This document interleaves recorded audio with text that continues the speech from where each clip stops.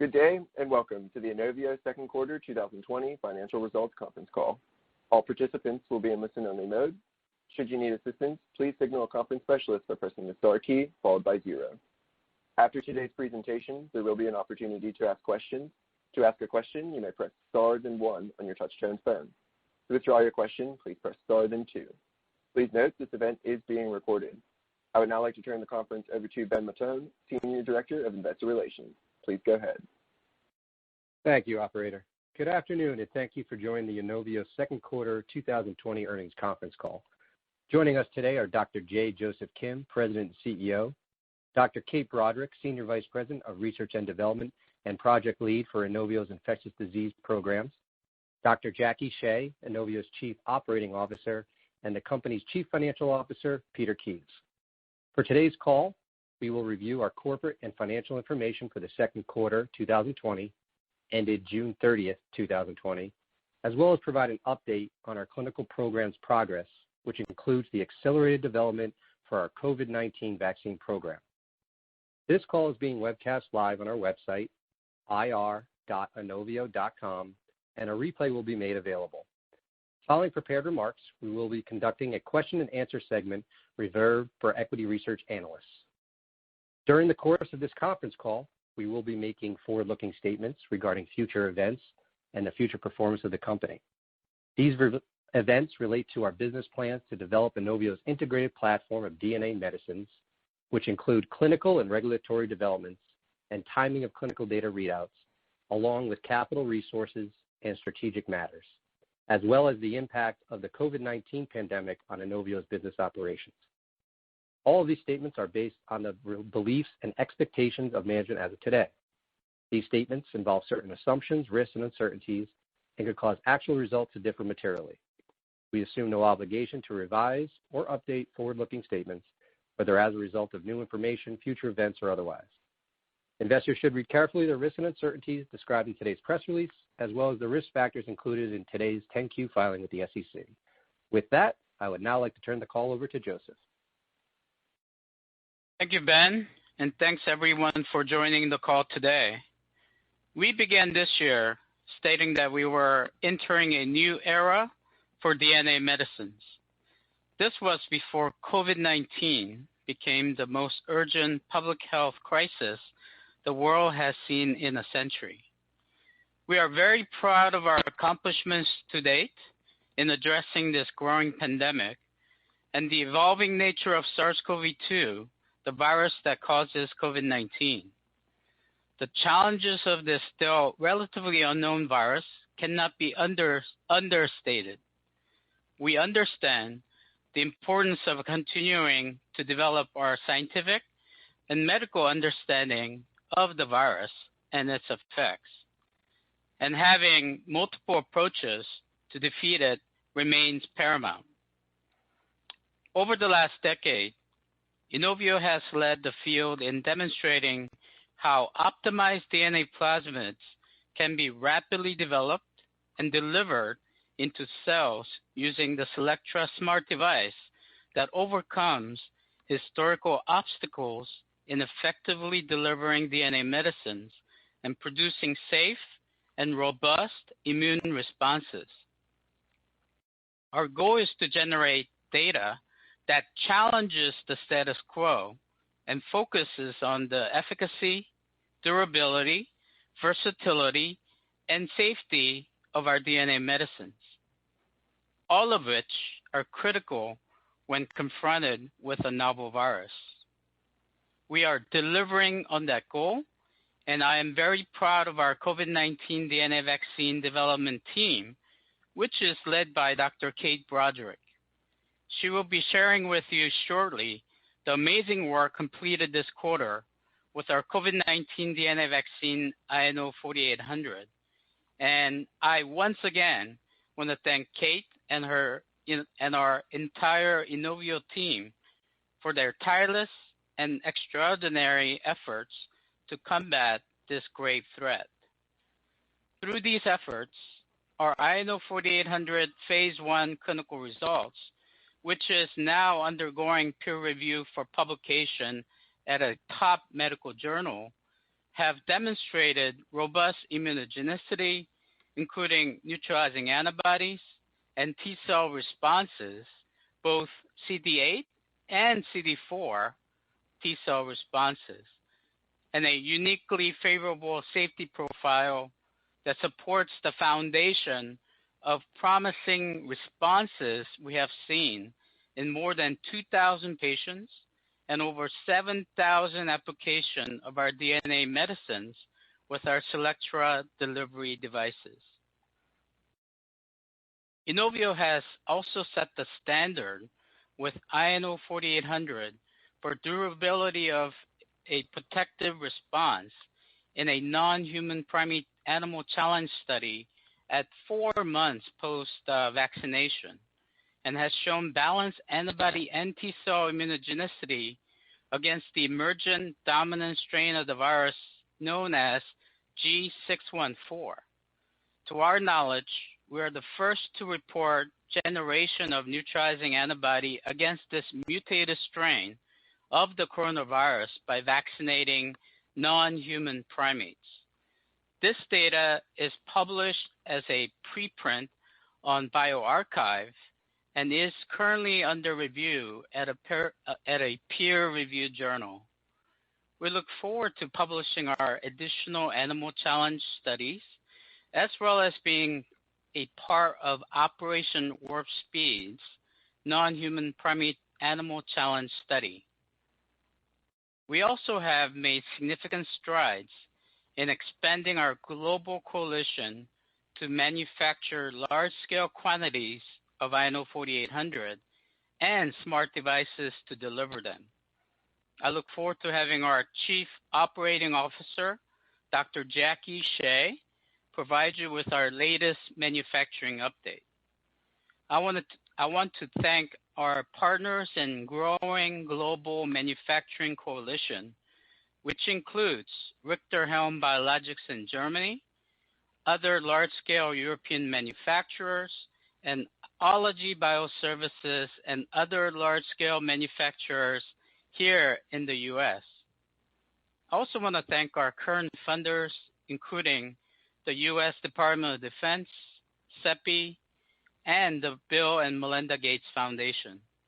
With this support, we look forward to advancing INO 4800 into a phase 2/3 trial in September and meeting our target to provide at least 1 million doses of our DNA vaccine this year and 100 million doses in 2021. And while this past quarter has been dominated by COVID-19 news, our team continues to drive forward our overall DNA medicines pipeline with important milestones that support our goal to produce data that challenge the status quo and focuses on the safety, efficacy, durability, and versatility of our DNA medicines.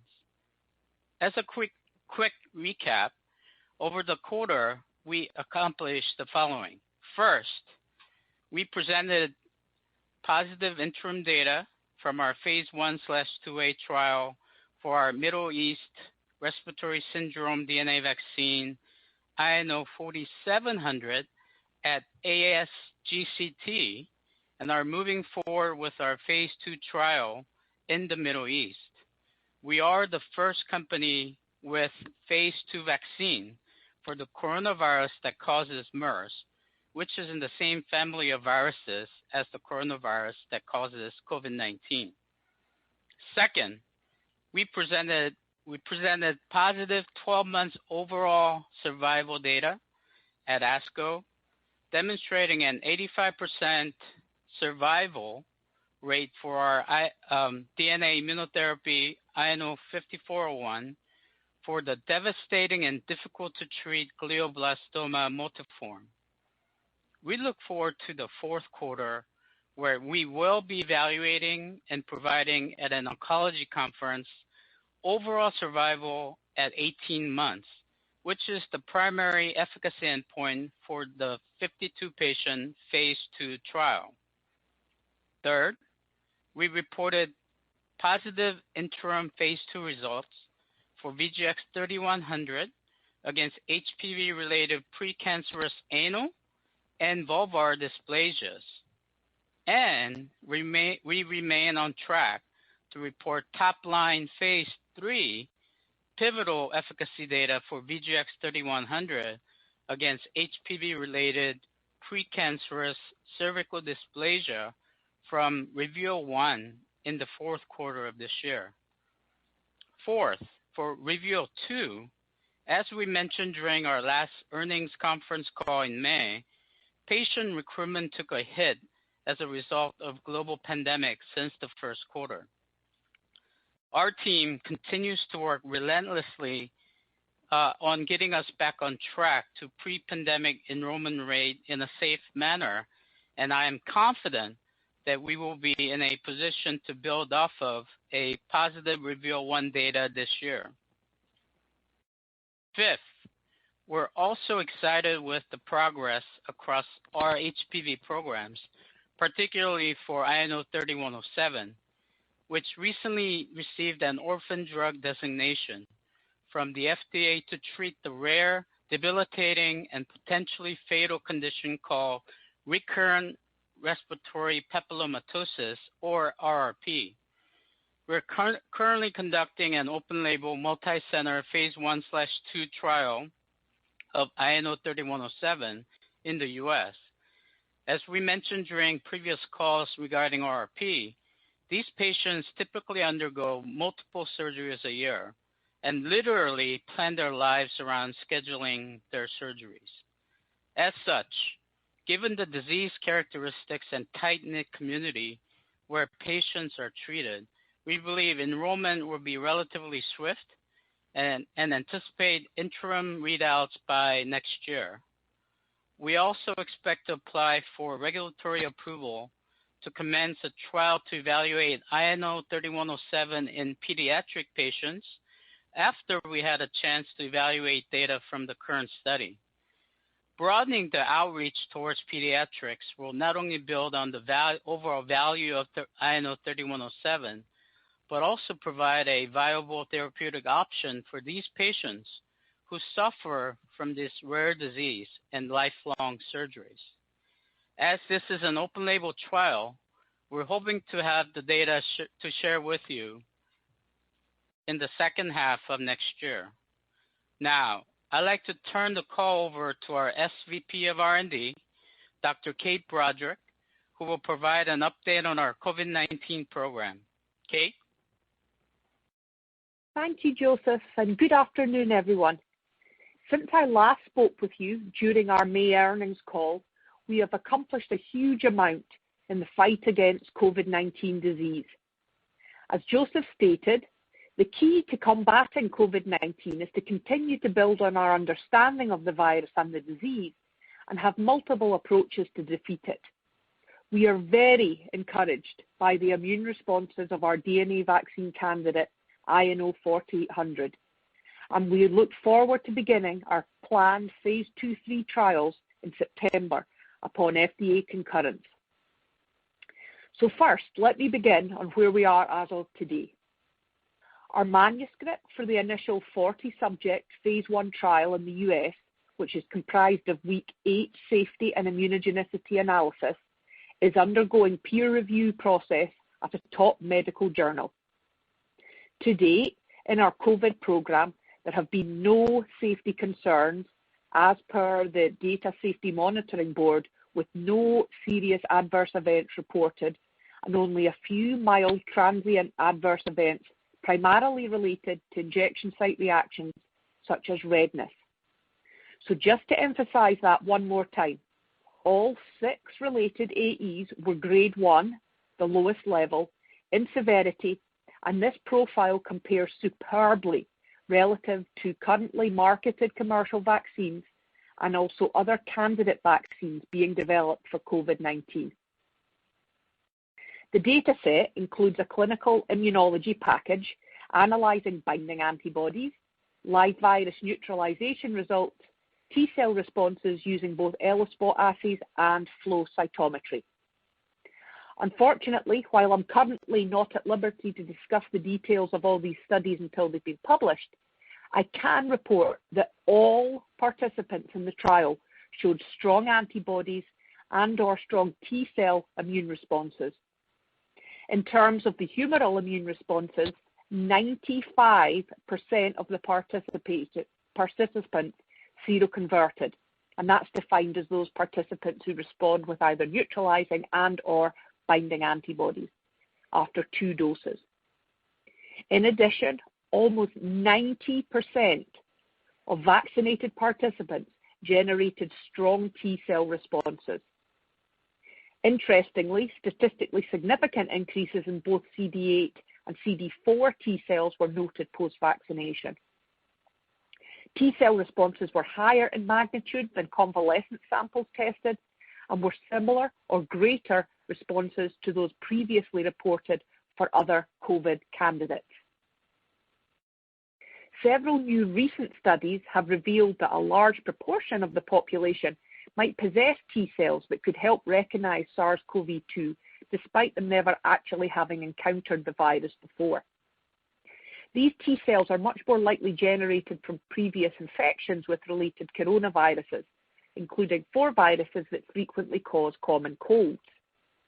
Many experts believe that these so-called cross-reactive T-cells may make the COVID-19 disease milder and perhaps partly explain why some people who are infected become very sick while others can be asymptomatic.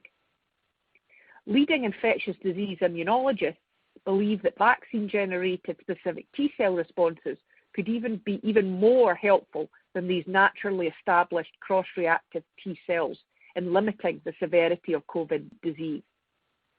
Therefore, developing COVID-19 vaccines which could generate strong T-cell responses, as well as, of course, neutralizing antibody responses, could ultimately represent better and more efficacious and durable vaccines against COVID-19.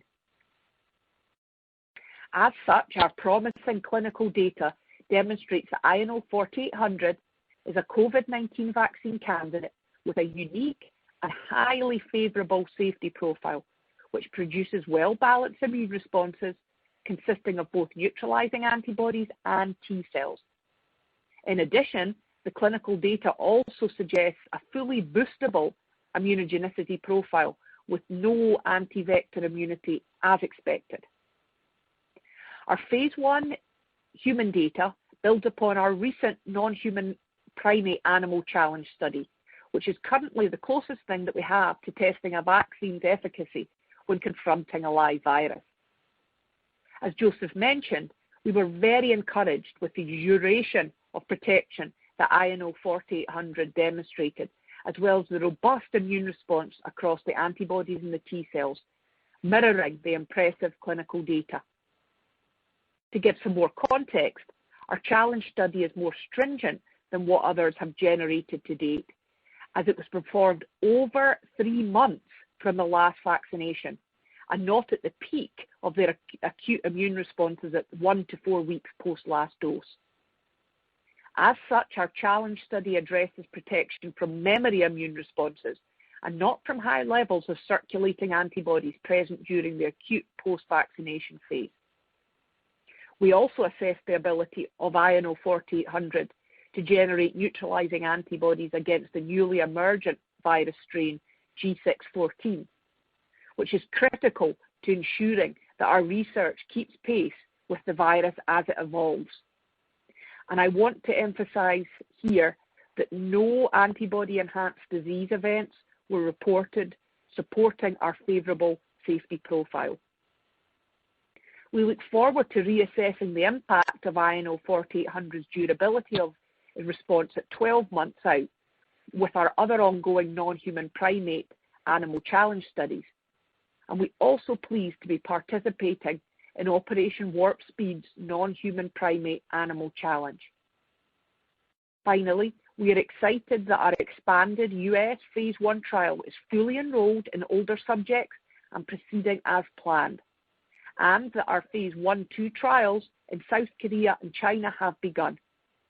We look forward to providing data updates on these trials in the 4th quarter. And now I'd like to hand it back over to Joseph. Thank you. Thank you, Kate. great summary. Now I'll turn over to our COO, Dr. Jackie Shea, for a manufacturing update. Thank you, Joseph, and good afternoon, everyone. First, I'd like to take a moment to recap and highlight the unique advantages of our DNA vaccines platform, specific to how quickly DNA medicines can be designed and manufactured, as well as the stability of the products, which are both critical aspects in addressing a global pandemic. In terms of rapid and scalable manufacturing, our DNA vaccine development is achieved via a fully scalable manufacturing process, which are well established. They are cost-effective to manufacture and to produce in large quantities. And very importantly, DNA medicines are also very easily characterized from a manufacturing perspective, much more so than many other biologic products, and this facilitates production through multiple manufacturers.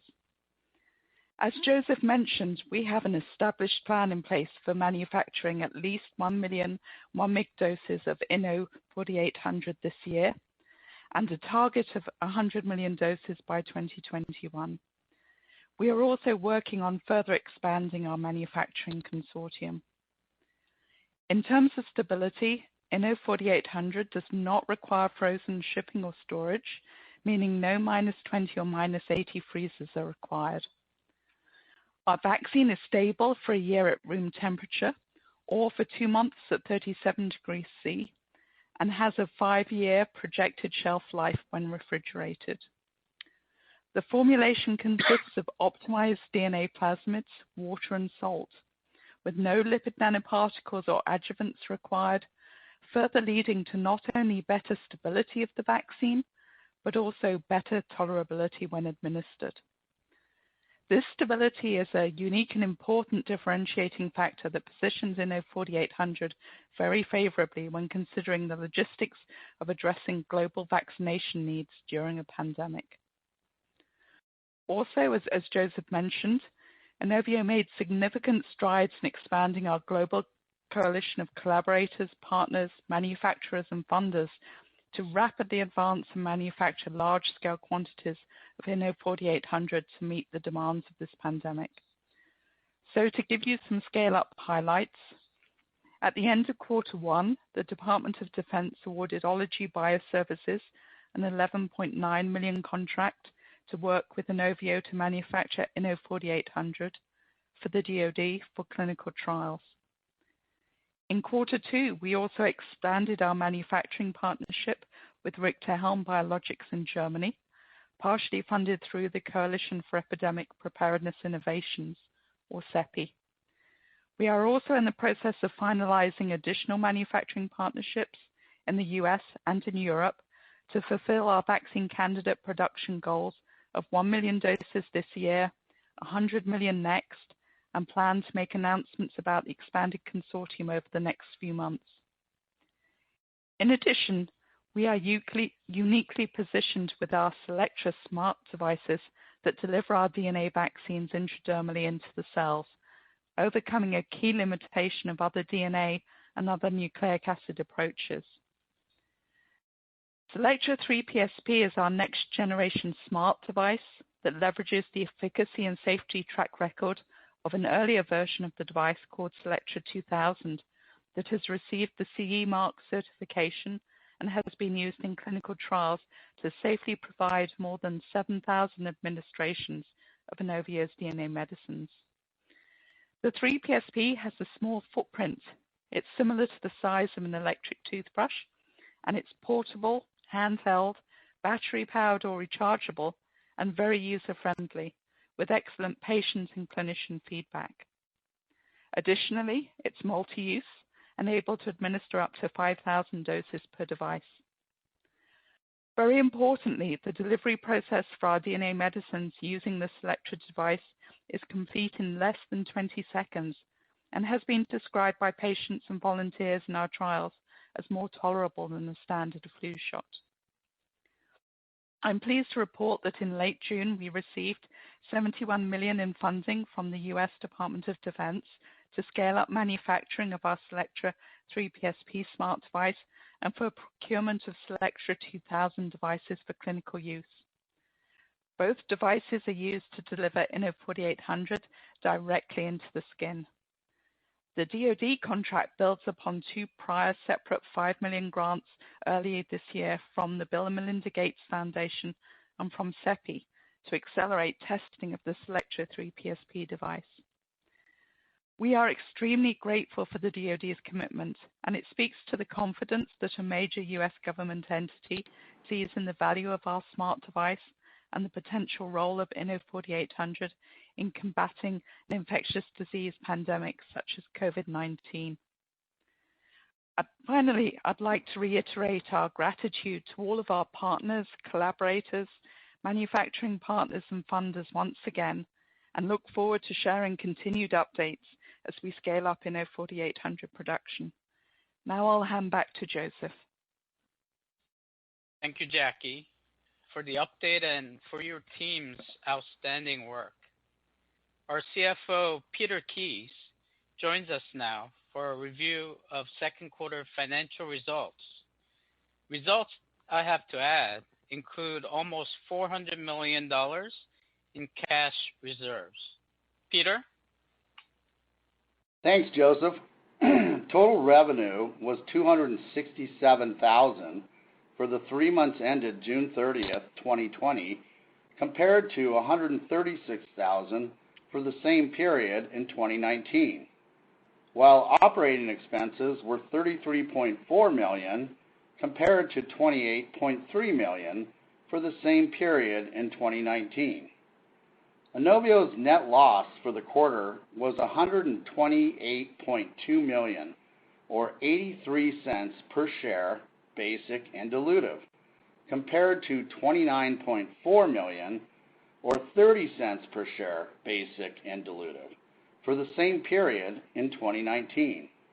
It is important to understand that the increase in net loss for the quarter was primarily due to the change in fair value of the derivative liability related to the embedded conversion feature in our August 2019 convertible bonds. This is revalued at each reporting period. Without this non-cash derivative liability expense, the company's net loss for the quarter would be consistent with the second quarter 2019, and our net loss per share would be 20 cents per share rather than 83 cents per share, which is 10 cents less per share than 2019 for the same period in 2019. Subsequent to June 30th, 2020, these bonds were converted voluntarily by the bondholders into common stock. For operating expenses, R&D expenses for the second quarter were $22.4 million compared to $22.5 million for the same period in 2019. Here, the decrease in R&D expenses was primarily related to an increase in contra research and development expense recorded from grant agreements, offset by an increase in drug manufacturing expense related to our COVID-19 and VGX 3100 clinical trials, and an increase in device inventory and engineering equipment. G&A expenses were $11.1 million for Q2 versus $5.9 million for the same period in 2019.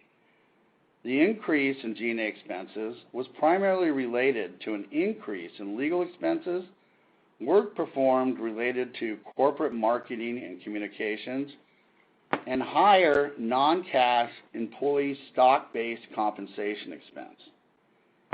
The end of the quarter cash position included net proceeds of $121.7 million. The company received by selling approximately 12 million shares of its common stock during the 3 months ended June 30th, 2020, under an at-the-market ATM sales agreement. As Joseph noted, we have strong capital resources. As of June 30th, cash equivalents, and short-term investments were $31 $371.7 million compared to $89.5 million at December 31st, 2019.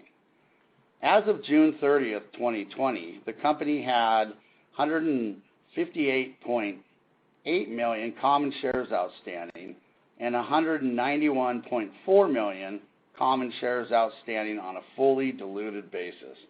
This is after giving effect to the second quarter ATM activity, stock option exercises, and restricted stock vesting.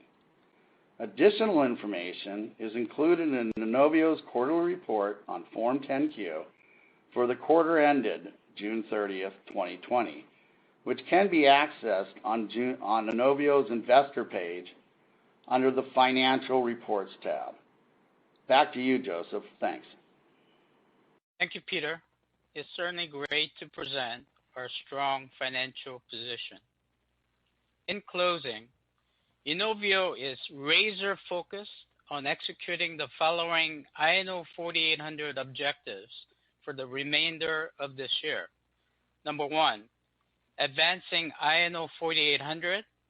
2, and conducting phase 2/3 trials next month. Continue to build out manufacturing consortium with several U.S. and European manufacturing partners to meet Inovio's and the world's need for hundreds of millions of COVID-19 vaccine doses. And third, achieving additional external funding for scale-up and manufacturing of vaccine doses.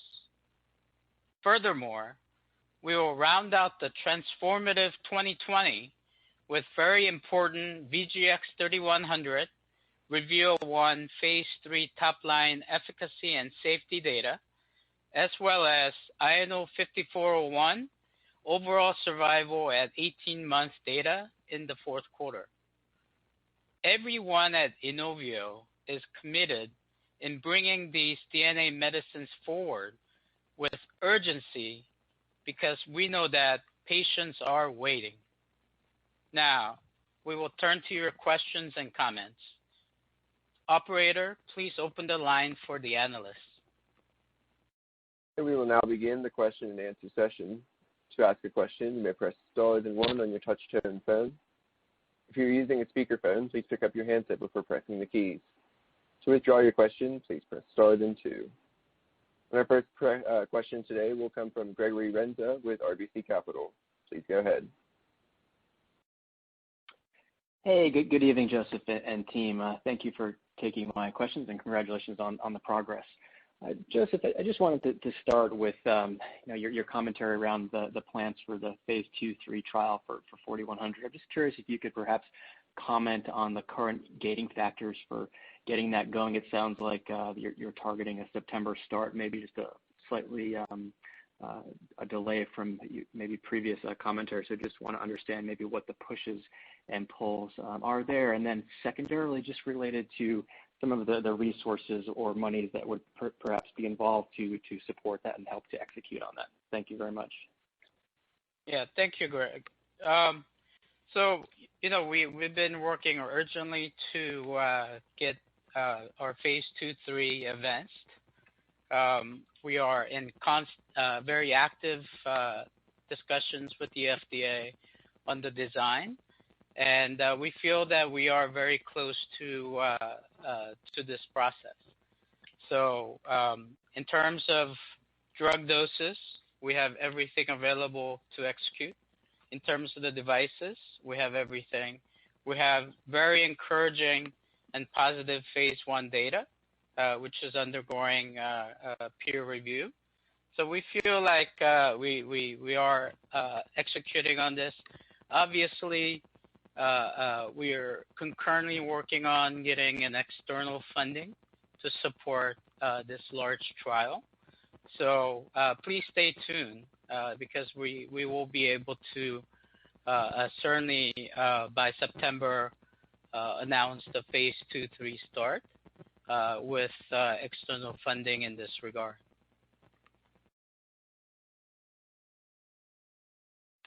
That's great.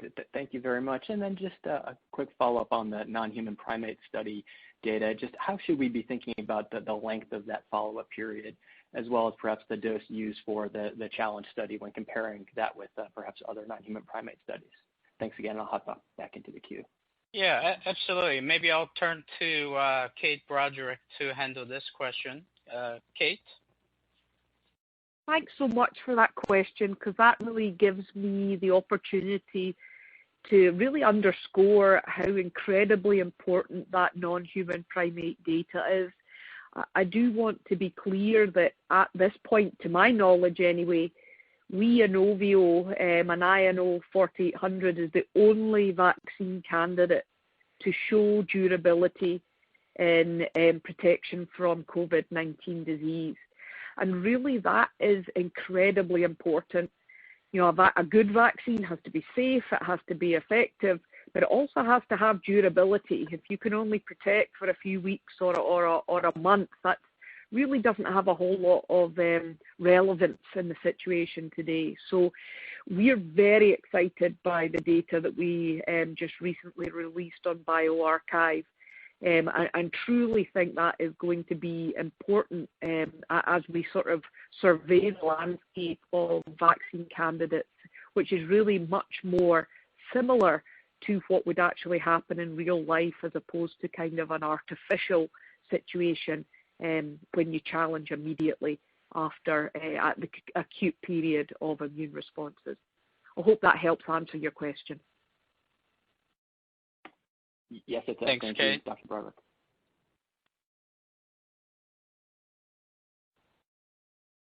And our next question will come from Stephen Willey with Stifel. Please go ahead. Yeah, good afternoon. Thanks for taking the questions. Is there any more? Hey, Joseph. Is there any more granularity you can provide just around expected timing of the phase 1 publication? And I guess I think it was noted in the press release that there's the study was extended to include, I guess, more participants, raised the age bracket again, but then it also looks like there was a lower dose that was added as part of the study extension. So should we assume that the inclusion of a lower dose implies that there may not have been a clear dose response between the 1 mg and 2 mg cohorts? And then I just have a couple follow-ups. Let me touch on last part of the question first.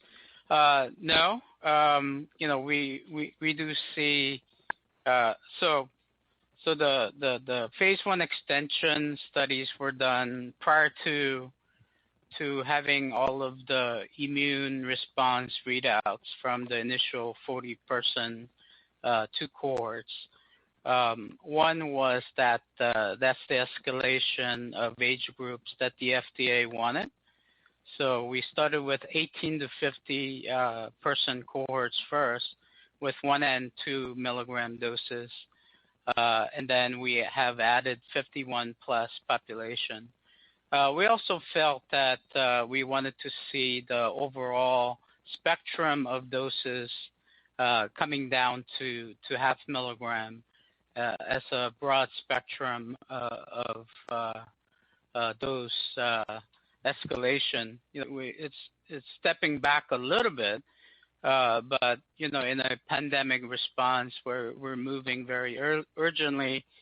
Those things are done to complete our overall clinical development plan. So we feel that both 1 milligram and 2 milligram doses are very immunogenic and have shown very strong safety and tolerability, especially when you compare to already approved conventional vaccines, as well as some of the other reports from other vaccine candidates. Back to when you would expect the peer review, I'm urgently waiting as much as you guys are. The peer review process is going to take their own time, but we're hoping that it's sooner rather than later. And all of the humoral and cellular immune responses every detail of safety and tolerability will be outlined in the published paper. Okay. So I guess should we expect to have that phase 1 publication in hand before the decision's announced or before the initiation of the phase 2/3 in September? No, these are two parallel events. Okay. And then just, I guess, on the VGXI ongoing, I guess, litigation or arbitration, or whatever you want to call it, does this impact at all the likelihood of starting a phase 2/3 in September? And I guess, what are the projected timelines to a resolution here if this does indeed need to be litigated? So, we don't want to go too deeply into actual discussion of the litigation because that's an ongoing process. But I can absolutely say that this or any other litigation has any impact on our INO 4800 development plan, including phase 2/3 efficacy trials, or even the scale-up in 2021 of our goal of reaching 100 million doses. So, we feel, as I mentioned before, we have all the doses and device and arrays manufactured to support our trials, and our focus is squarely on scaling up for 100 million doses that we feel are needed in 2021. Okay, and then just lastly, and I guess it was kind of asked at the outset, but I guess you characterize the initiation of the 2/3 as kind of being dependent upon receiving FDA concurrence. I guess, can you maybe just talk a little bit about what that FDA concurrence looks like? And should we anticipate that, a registrational program here looks something like the NIH master protocol?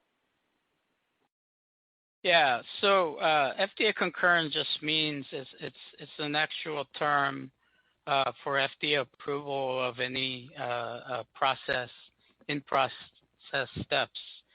Nothing's actually approved. IND isn't approved.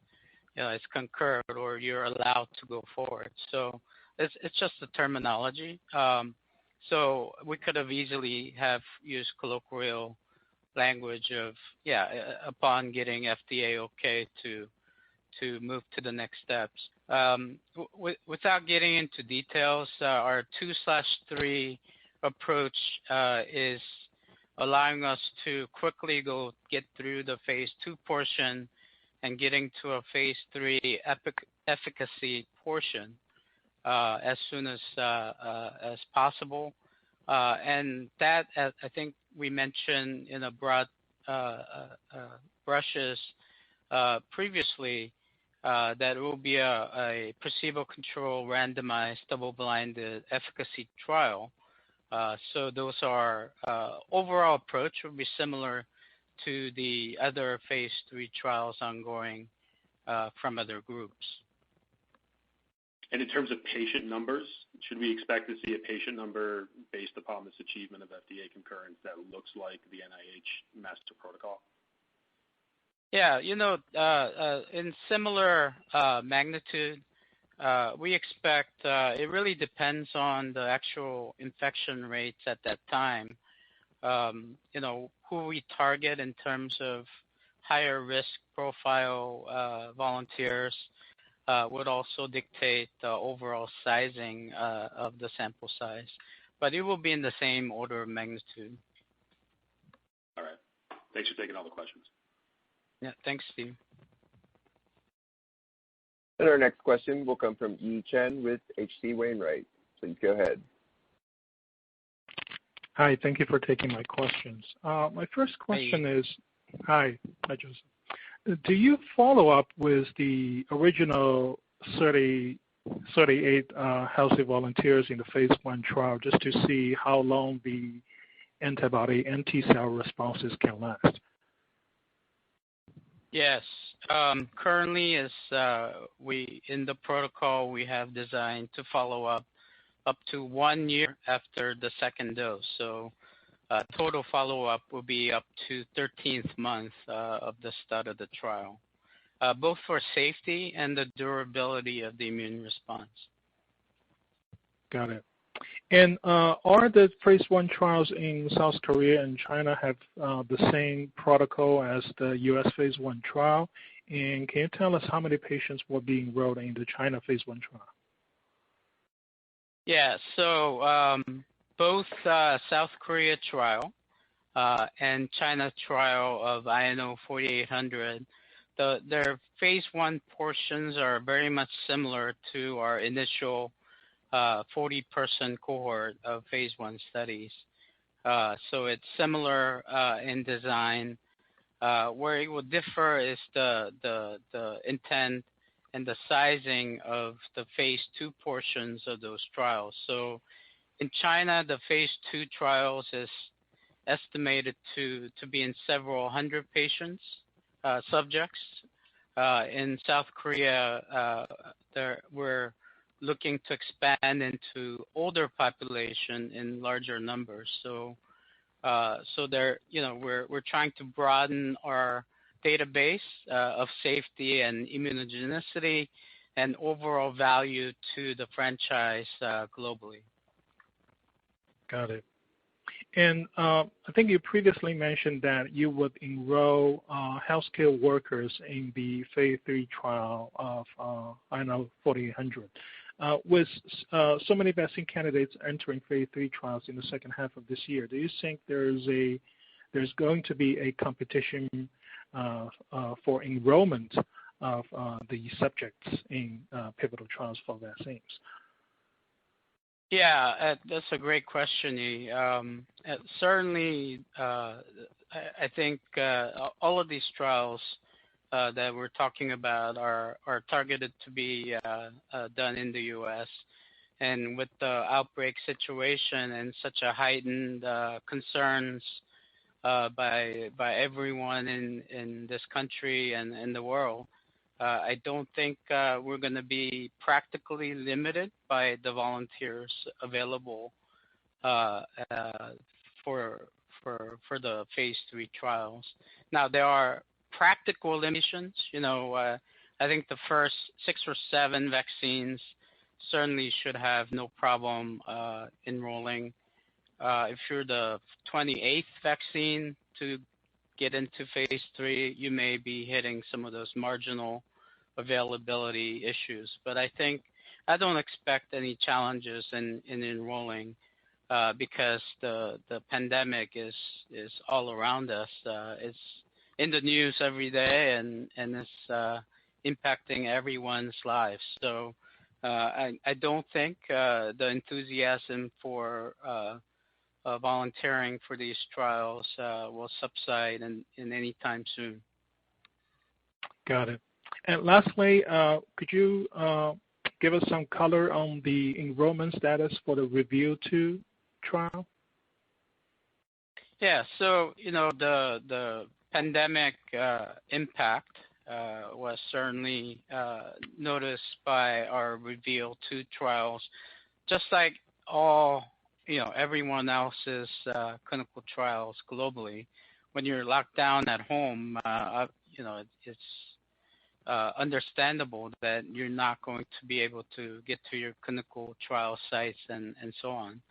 So, as all of those of us in the industry are trying to deal with that, we have a very dedicated team and also our CRO who are working literally day and night to make sure that we can continue and perhaps get back to the rates and the levels pre-pandemic. So, I don't want to give any quantitative answer here, but what I can surmise here is, or summarize here, is the pandemic is impacting the enrollment rate, but we're working very hard to ameliorate that as well as possible. Got it. Thank you. Yeah, thank you, Yi. And our next question will come from Charles Duncan with Cantor Fitzgerald. Please go ahead. Hi, Joe and team. Thanks for taking my questions. Should you live in interesting times? Hey, Charles. Yes. Yeah. Unfortunately, I stepped onto the call late, so I apologize if some of these questions have been asked. I wanted to, first of all, get an understanding of when would you anticipate some additional data details from the phase 1, and then when you consider the phase 2-3 patient cohort, would you include older adults in that study, or do you have a separate study going on that could read out before that? Yeah, absolutely. In terms of the phase 1 data, we're in the middle of the peer review process at one of the top medical journals. So hopefully we can expediently get through and present the full publication with all of the detailed safety, immunogenicity, and tolerability of our phase 1 data from the first 40 subjects.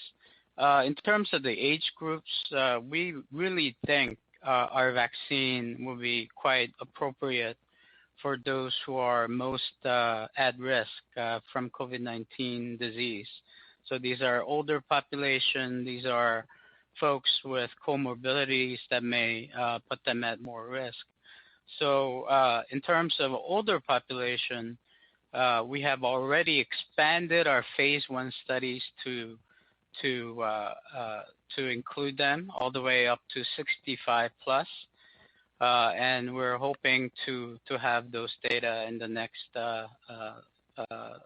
1 to 2 months. As for phase, which isn't predicated on our phase 2-3, phase 2-3 will include all age groups, including 18 to 50, which was the original cohort, and 51 plus as well.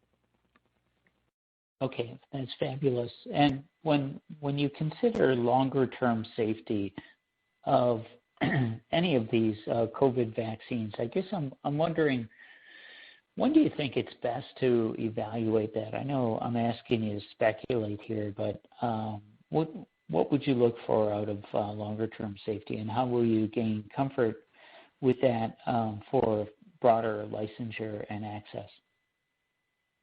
Yeah, so if you look at some of the phase 3 trials that's already ongoing, Moderna's case, they have 2-year evaluation period for their phase 3.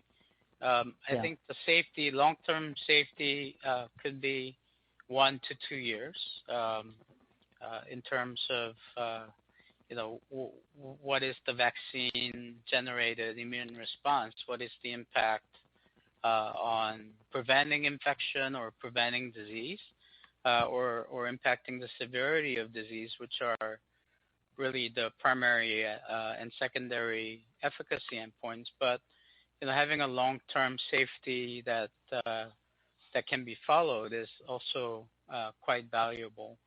From early clinical trials, phase 1, phase 2A studies, what you focus mostly on are these tolerability, acute reactogenicity, grades 1, 2, 3, and so on.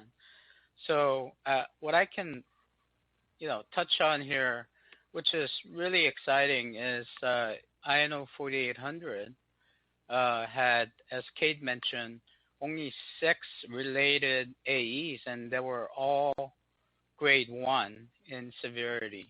So this compares extremely well to conventional vaccines that's already on the market, but clearly side by side with some of the other candidates, they are in phase 2 and phase 3 levels against COVID-19.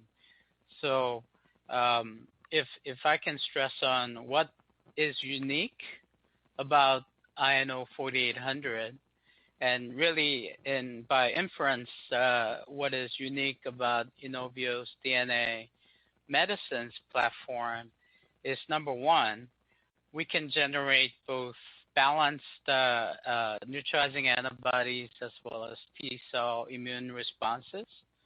Number two, which we saw all participants in phase 1 either having both humoral and/or T-cell responses, which is exciting. Number two, in particularly, it's very important that we generate these T-cell immune responses, which we're learning more and more every day to be very important against SARS-CoV-2 and COVID-19 disease. And number three, safety and tolerability profile, we think we are second to none. And number four, as Kate alluded to, we think we can boost with INO 4800 for many years if it came to that. If COVID-19 became a seasonal vaccine addressable disease, we think Inovio's vaccine positions itself very well due to any lack of anti-vector responses and other toxicity limitations from our platform. And number five, and a lot of folks lose sight of this, but our DNA vaccine is extremely stable. Our long-term product storage is at normal refrigeration up to 5 years. We can keep our vaccine at room temperature for over a year, which is a stark advantage compared to some of the other vaccines where the cold chain needs to be maintained in a very difficult and arduous fashion. So for these 5 reasons, we think we have a very unique, safe, and hopefully efficacious vaccine.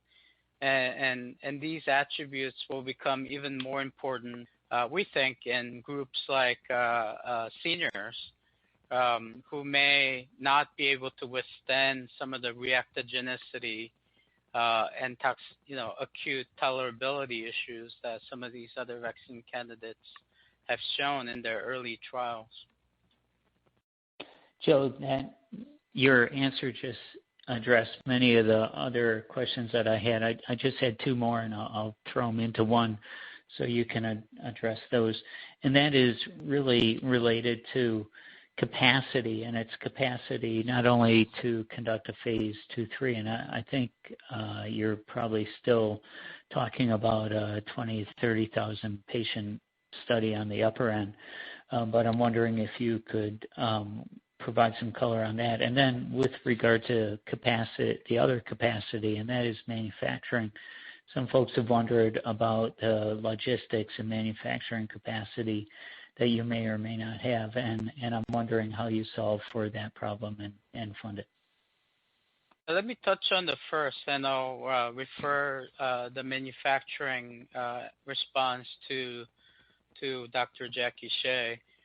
In terms of our phase 2/3 clinical trials material, we already have all of the vaccine doses and devices required for the trial. What we're working on is lining up the external funding to support that, and we expect the funding information to be presented around the same time that we get the FDA concurrence to move to our phase 2/3 trials. So, and as far as the manufacturing, we've made a huge progress in the past quarter, really setting up a manufacturing consortium globally. But let me turn to Dr. Shea for addressing this in detail. Thank you, Joseph. So to break up your question into a couple of parts. So first of all, we already have the doses manufactured that we need for our ongoing clinical studies, including the upcoming phase 2/3. And in terms of longer term supply and being able to build to the hundreds of millions of doses that we would need, we recognized that very early on. As early as January, we recognized that we would have to approach manufacturing in a very novel and very different way. And the same way that other companies have reached out and established manufacturing consortia for their vaccines, we've also taken the same approach with INO 4800. So some of those manufacturing partnerships we've talked about, so Richter Helm and Ology, and over the next couple of months we'll be announcing further manufacturing partnerships. And these are partnerships based in the US and Europe, and we're also now exploring partnerships beyond the US and Europe. Very good. Thanks for taking my questions. Good luck Great. with the future progress. Yep, thank you. And our next question will come from Aiden Fusano with the Benchmark Company. Please go ahead. Thank you. Good afternoon, everyone. Congratulations with the progress this quarter. Hi, Joseph. So the first question I have is about the potential anticipated pricing assumptions, given $1 million this year, $100 million next year, and how close that would be to something that was already announced by the competition. Well, I'm going to also turn this question. This is a very important question, and pricing at mass, large scale, commercial scale is something that is very important to the world, but also important to Inovio. So I'm going to turn over to Jackie in this regard as well. Thank you, Joseph.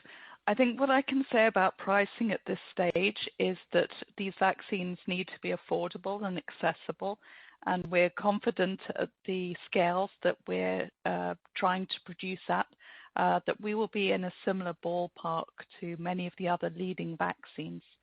But I'm afraid at this stage, that's all I can say. Great. Right. Appreciate that.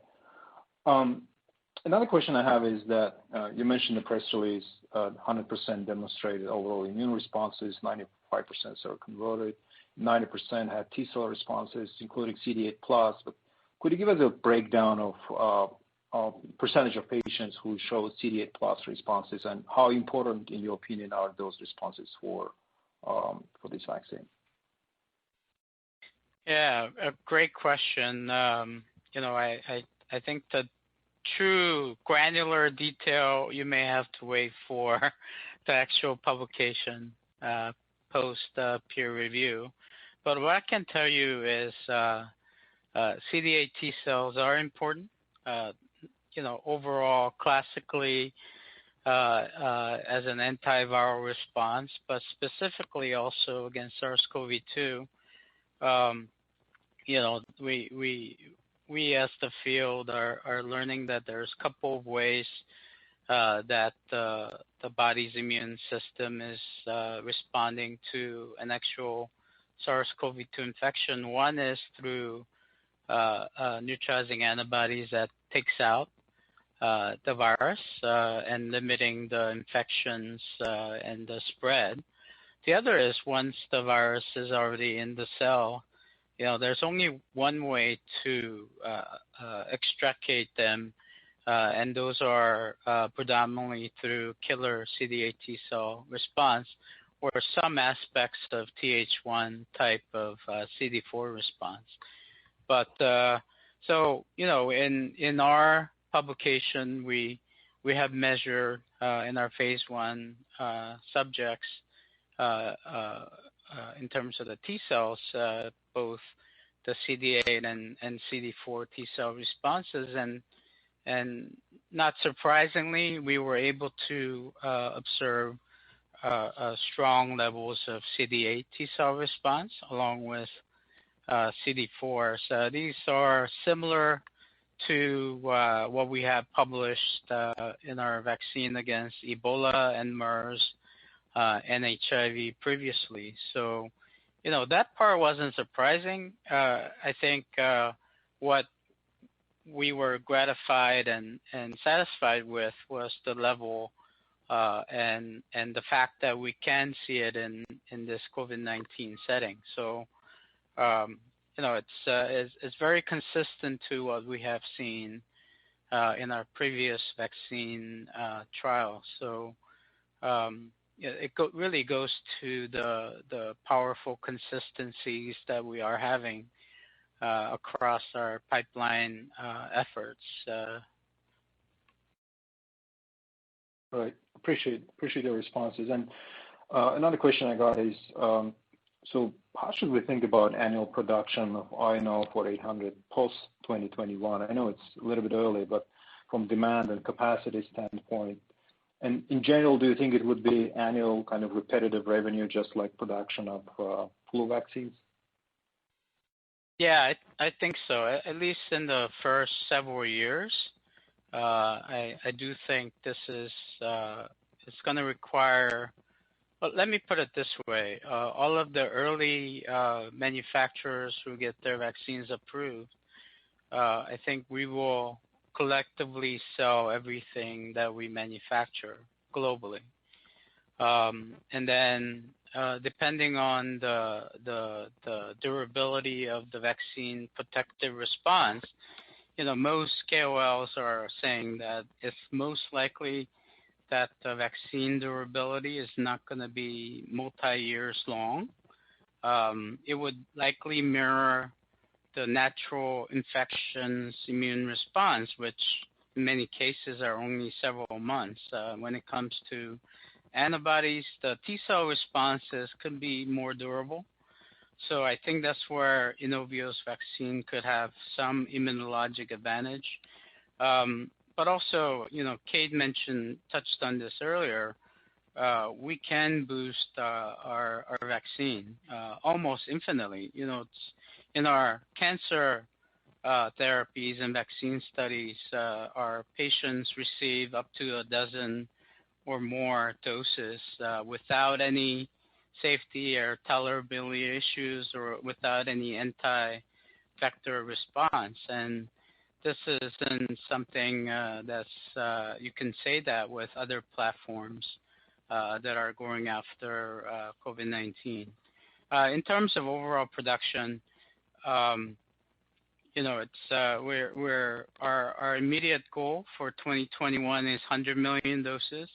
As soon as we achieve that consortium manufacturing capacity, then we'll go up to 200 million doses and so on. So, our current projection is because of our attributes of INO 4800 that I had described earlier, we think we could pretty much sell and supply as many doses as we can manufacture. So our focus, where Jackie's teams are truly focused on, is how do we get to those hundreds of millions of dose levels, both in plasmid manufacturing and device and array manufacturing. And I'm really excited to tell the street that we're making great progress, and we should be able to fulfill our goal for 2021 and beyond. Thank you for that. And the last question is, if we assume that you're going to start the trial in September, so when do you expect INO 4800 to be approved via probable emergency use authorization? What's the earliest that you would think of in terms of approval? Yeah, we think sometime in 21. The phase 3 portion, we will likely build in interim looks. But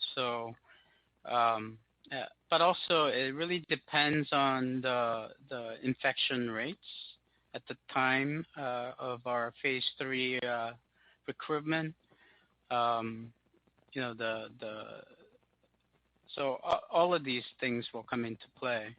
But if we sort of transpose what's going on today, where there are quite a bit of infections across the country, if we think this is going to sustain over some time, we think the emergency use authorization through early efficacy look, along with immune responses, hopefully having some correlates of that can be generated, immunological correlates. We think 2021 sometime is a logical projection for an EUA approval. An actual BLA could take a year or so beyond that due to the follow-up in safety and all of those things that we touched on earlier. Okay. Thank you very much for taking my questions. Great. Thanks, Aiden. And once again, if you'd like to ask a question, please press star then 1. And our next question will come from Noreen Quibria with Maxim Group. Please go ahead. Hi, Joseph. Congrats on the progress. And I guess most of my questions have been asked, but I just wanted a clarification, and you've actually touched on this. And that's your thoughts around neutralizing antibodies and T-cell responses with regard to INO 4800. In one of your former press releases, you kind of there was citation of a publication on convalescent data that indicates reduced or low antibody titers. So I was just wondering if you're putting more weight on T-cell responses versus the other, or what are your thoughts on it? Yeah, thank you, Noreen. And, the continuing reports from the field, from especially studying the convalescent subjects, tells us that it's T-cells are playing a major factor in limiting the severity of natural infection in these persons. And, the T-cells, the naive person should not have any T-cells pre-existing in their body. So there was a very important Cell paper that came out from the Rockefeller Group and others continually supporting it. There was a publication from China and Europe with similar sets of data showing that. And when you look at the USS Roosevelt, where hundreds of sailors were infected, many of them were not positive by antibodies, but by PCR. So, how can they fight off? How can the asymptomatic persons, fight off the infection? And there's a lot of suggestion from these studies that says, T-cells, cross-reactive T-cells, as Kate stated in the part of the prepared remarks, are likely the causes. Our thoughts are, it's hard to dispute the importance of neutralizing antibodies, but they don't last for a long time. So we've always maintained that having a balanced vaccine-generated immune responses, both in neutralizing antibodies as well as CD8 and CD4 T-cell responses, gives us the best 1-2 punch to deal with potential infection and COVID-19 disease. And I think the data thus far from our studies, as well as the convalescent data coming from the field, supports this thesis. Got it. And then just one quick one. You're also participating in the non-human primate study for Operation Warp Speed. Has there been any guidance to when that data will become available?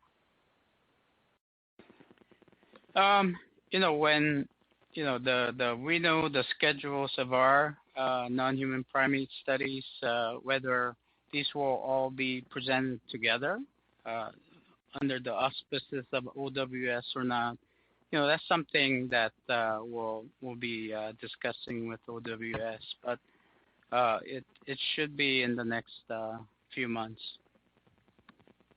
Okay, and then you have obviously INO 4800 is sort of taken center stage, and you've got VGX 3100. But are you deprioritizing any other programs because of that?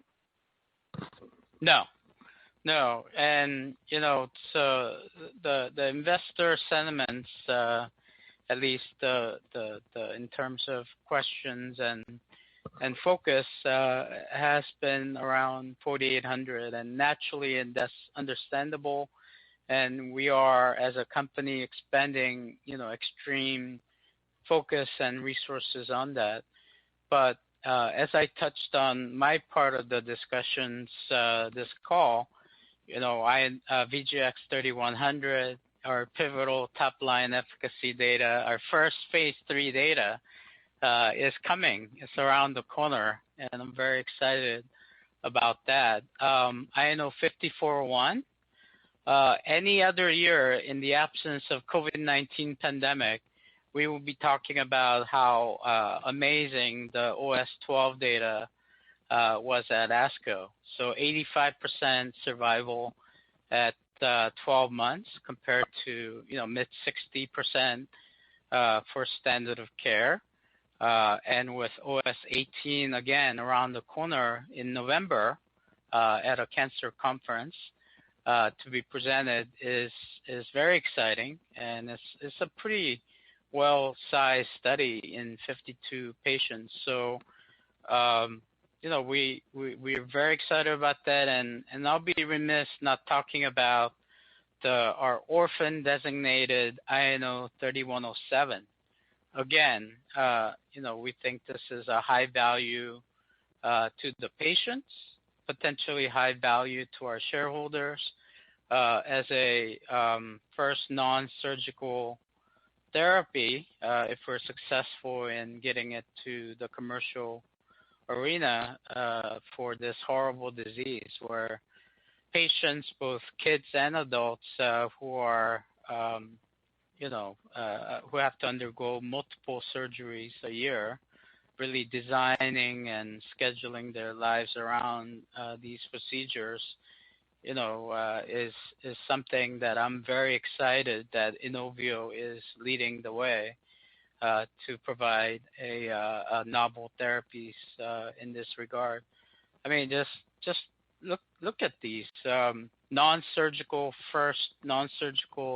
immunotherapies for cervical dysplasia, anal and vulvar dysplasia, which are horrible diseases on their own. A novel immunotherapy treatment for arguably the toughest cancer to survive from in GBM, and then horrible diseases like RRP.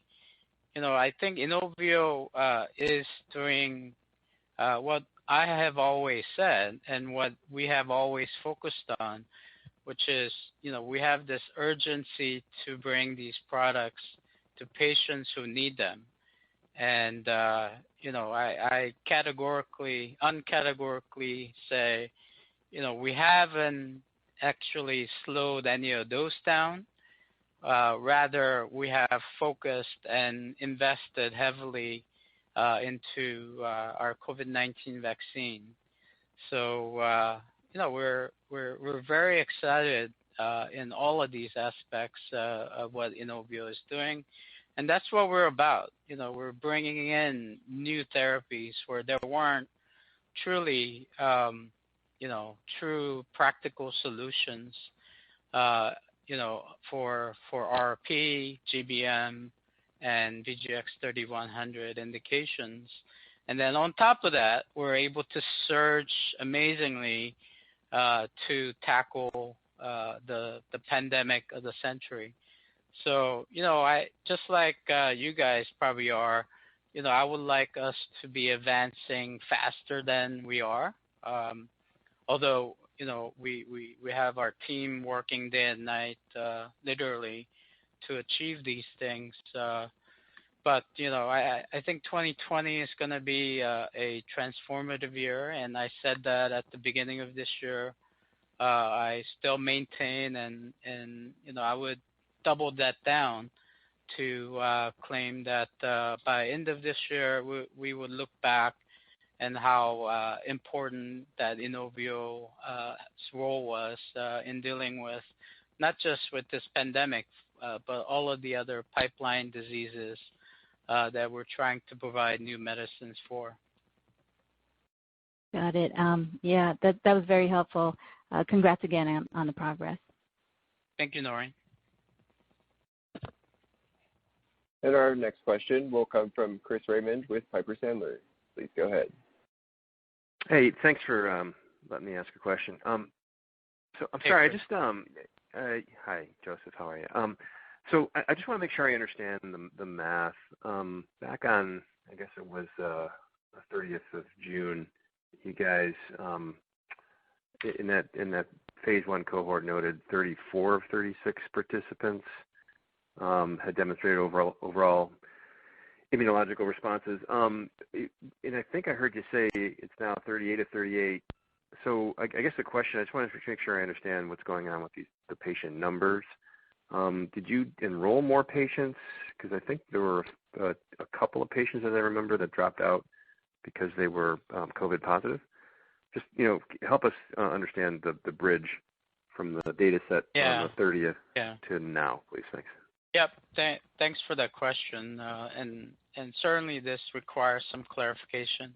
No, we haven't added any more subjects to the data set, but we have the luxury of having additional time to rerun those samples, and where samples are unavailable, finding the next time point. So looking at holistically both in week 6 and week 8, we're able to make those response judgments a little more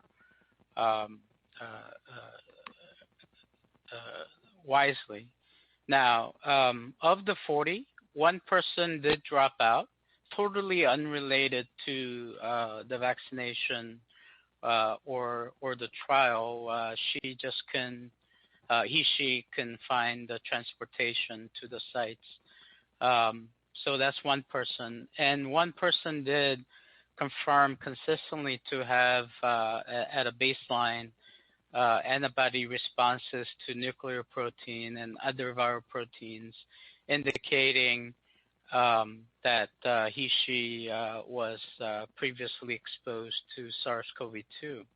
All the other 38 people, we were able to evaluate their immune responses. So where we have positioned as preliminary immune response on June 30th, we have a lot more data to be more confirmatory in all 38 subjects who are available for evaluating in this first 2 cohort study. So I'm sorry. So were those COVID positive patients included? No. One person was confirmed, and so we did not include that person into the evaluation because they had very high baseline immune responses at entry. So one person dropped for unrelated reason. One person was deemed to be positive. So that's 38. Oh, I'm sorry. Your press release on the 30th talks. I think you talked to 3 patients being excluded due to prior COVID infection. Right. So 2 persons were suspected, ended up not being confirmed. So again, that's why we say preliminary analysis on those things. Okay. Thank you. Yeah, no problem. Any other questions? Not for me, thanks. Great. Thank you, Chris. And this will conclude our question and answer session. I'd like to turn the conference back over to Joseph Kim for any closing remarks. Great. Thank you very much. We look forward to staying in touch, obviously, and sharing more updates on our COVID-19 studies, as well as all of the other important milestones, including Reveal 1 and GBM OS 18 data. So please stay tuned. Have a great night and stay safe. Thank you very much. The conference is now concluded. Thank you for attending today's presentation. You may now disconnect your lines at this time.